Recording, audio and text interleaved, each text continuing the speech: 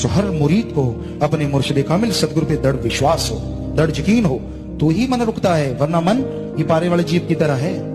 जब परेशानी आती है तो फिर ताड़ ताड़ सुमरण चलता है, नहीं आती तो तड़के खड़ा हो जाता है। तो इसलिए भाई सुमरण को कभी ना छोड़ो, सुमरण करते रहो।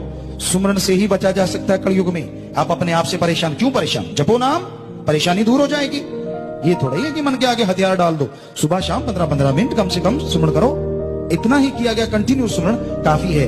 आधा घंटा, घंटा, 2 घंटे सुबह शाम कर लो तो 12 फिर तो कमी नहीं। पर बचनों पे पक्के रहो। ये नहीं सुमरण करते करते किसी ने हाथ लगा दिया, दे गाड़ी, दे जूता, दे चप्पल। ये कैसा राम नाम का जाप है भाई?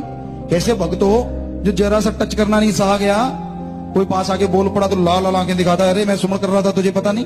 सुमरण कर रहा था तो क्या आसमान नीचे आ गया? तू अपने लिए कर रहा है, आत्मा के लिए कर रहा है। सुमरण की बाड़ी जो होती है उसको गुस्सा नहीं आया करता। जिसका 10वां द्वार खुल जाता है ना, गुस्सा नहीं आता। चाहे उससे कोई गालियां भी दे तो भी सह लेता है। वो काबिल बनता है 10वां द्वार खुलने के।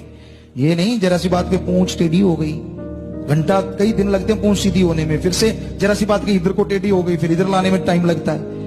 ऐसे नहीं वो 10वां द्वार खुलता।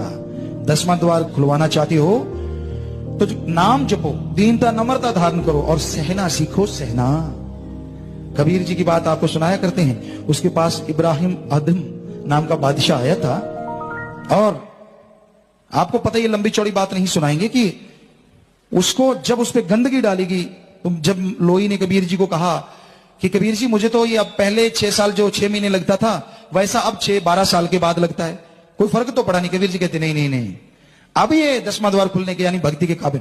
तब देते नाम तब थे जब उसके काबिल बन जाता था।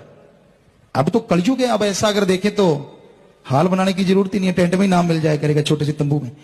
क्योंकि ऐसा काबिल कोई मिल पाएगा इस कलयुग में। इसलिए चाहे कोई काबिल चाहे ना काबिल, हर किसी को राम का नाम दिया, थोड़ा जप ले तो बल्ले बल्ले, कमी नहीं है।